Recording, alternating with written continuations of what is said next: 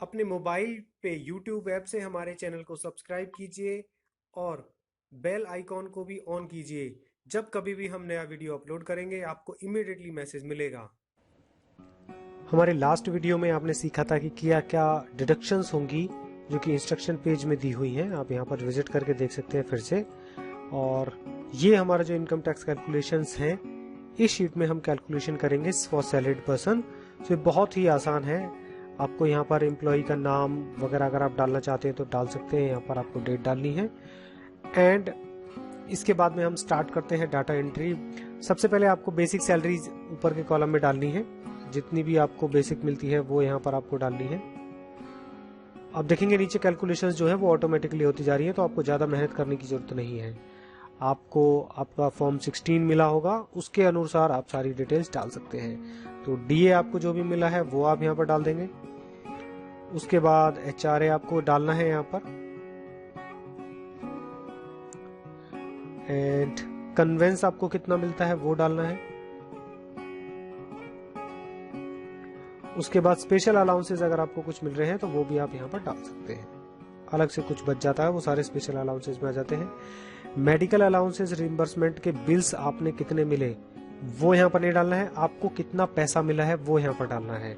तो एग्जाम्पल के लिए अगर आप 5,000 रुपए क्वार्टरली आपको मिलता है तो आप यहाँ पर डाल सकते हैं। वैसे 15,000 से ज़्यादा किसी कंपनी में होता नहीं है, बट अगर होता है तो आप डाल सकते हैं, तो ऐसा कुछ नहीं है। नीचे हमारे पास में ऑप्शन होगा कि 15,000 के बिल हमें सबमिट कितने किए वो है। एलटीए आपको कितना मिला है, एग्जाम्पल के लिए आपको 75,000 एलटीए के मिले। And uniform and professional development allowances अगर आपको कुछ मिलते हैं तो वो भी आप यहाँ पर डाल सकते हैं। चिल्ड्रन एजुकेशन अलाउंसेज आपको मिल रहे हैं तो वो भी आप यहाँ पर डाल सकते हैं।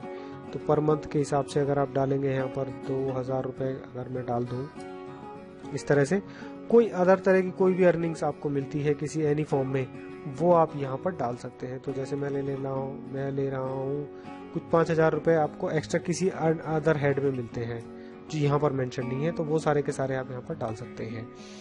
इसके बाद आप देखेंगे यहाँ पर कितनी कैलकुलेशंस हो गई है। यहाँ पर आपको टोटल पर्क अगर आपको कुछ मिलता है तो वो आप यहाँ पर डाल सकते हैं। इसके आप देख रहे हैं डिडक्शंस कौन कौन सी होनी है। प्रोविडेंट फंड जो है वो ऑटोमेटिकली कैलकुलेशन हो गया है। इसके बाद अगर आप वॉलेंट्री कंट्रीब्यूट करते हैं पीएफ, वो भी आप यहाँ पर डाल सकते हैं। इसके बाद प्रोफेशनल टैक्स अगर कुछ डिडक्शंस आपने पे किया है तो वो यहाँ पर डाल देंगे। इनकम टैक्स की अगर अदर से कुछ है तो आप यहाँ पर डाल देंगे। ये डिडक्शंस हैं, ठीक है, समझेंगे आप। रेंट पेड, एक्चुअल में रेंट पेड कितना किया, जैसे कि आपने 11,000 आपको मिल रहा है तो आपने पे किया 10,000,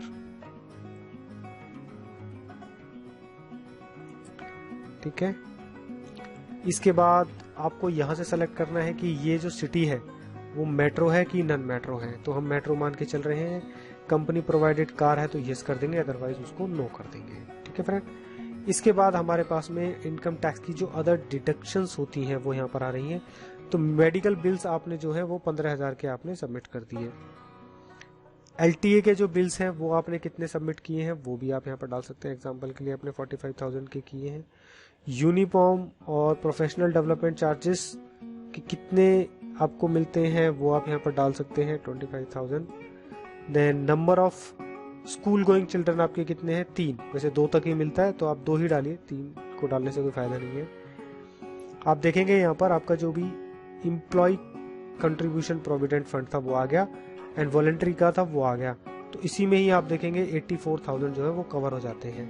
अब यहाँ पर अगर आप पीपीएफ में भी कुछ डिपॉजिट करते हैं तो वो भी डाल सकते हैं।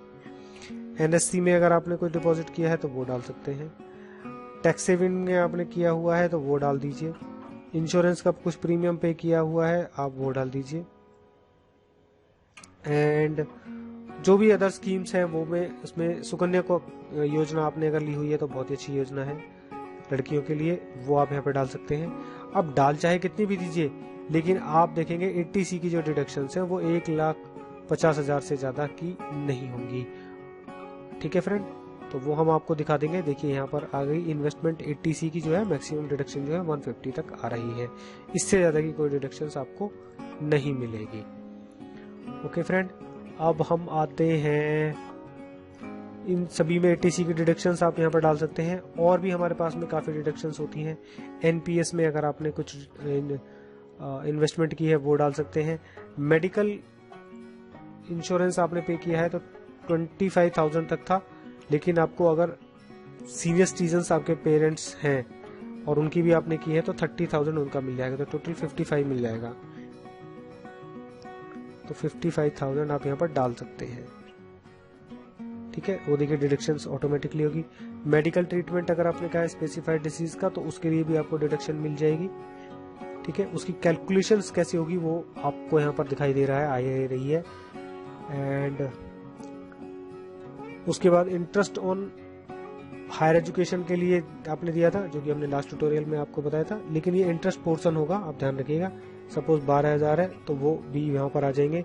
Rajiv Gandhi equity saving scheme में अगर आपने कुछ पे किया है तो वो भी आ जाएगा, आप यहाँ पर डाल सकते हैं उसका।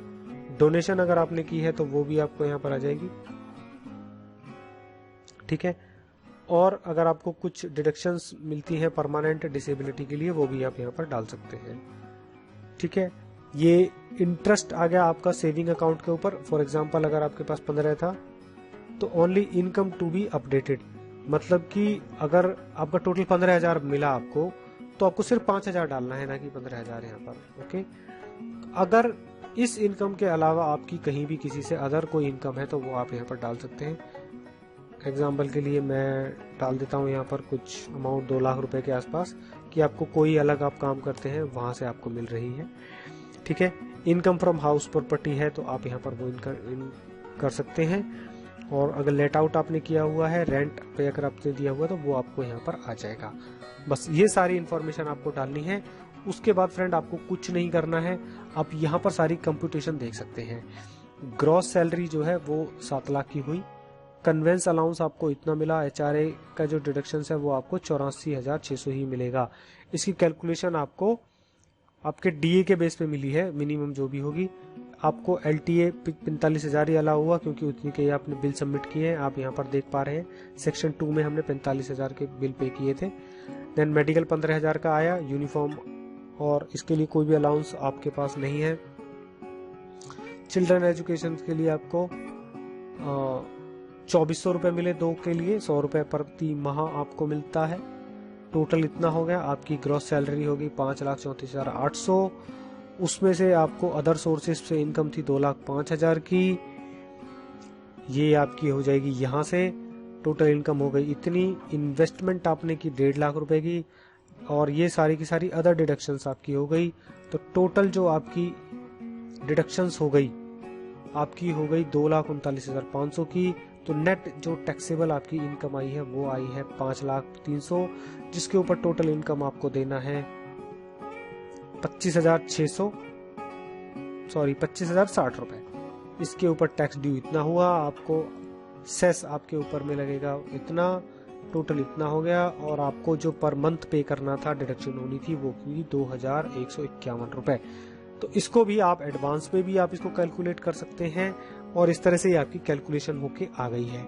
अब ये फ्रेंड आपको हेल्प करेगा आपकी रिटर्न फाइंड करने के लिए, जो मैं आपको अगले ट्यूटोरियल में बताने वाला हूं। अगला वीडियो ट्यूटोरियल बनाएंगे हम, जिसमें कि ये वाला डाटा हम नहीं डालेंगे, क्योंकि एक्चुअल में वो फाइल करनी है हमको, तो ये वाली रिटर्न हम लोग नहीं ले सकते हैं, हमको एक्चुअल में अर्निंग्स लेनी होगी। तो ये कैलकुलेशंस के लिए थी आपकी, करके आप उसकी हेल्प लेके वहां पर डाल सकते हैं। तो फ्रेंड, अगर आपको ये वीडियो पसंद आया तो प्लीज इसको जरूर फेसबुक, ट्विटर, गूगल प्लस और जो भी फेसबुक वेबसाइट्स हैं, आपके व्हाट्सएप ग्रुप हैं, अपने फ्रेंड्स एंड फैमिली के साथ में इसको शेयर कीजिए, जिससे सभी को ये लर्न करने के लिए आसानी रहे। So thank you for watching our video.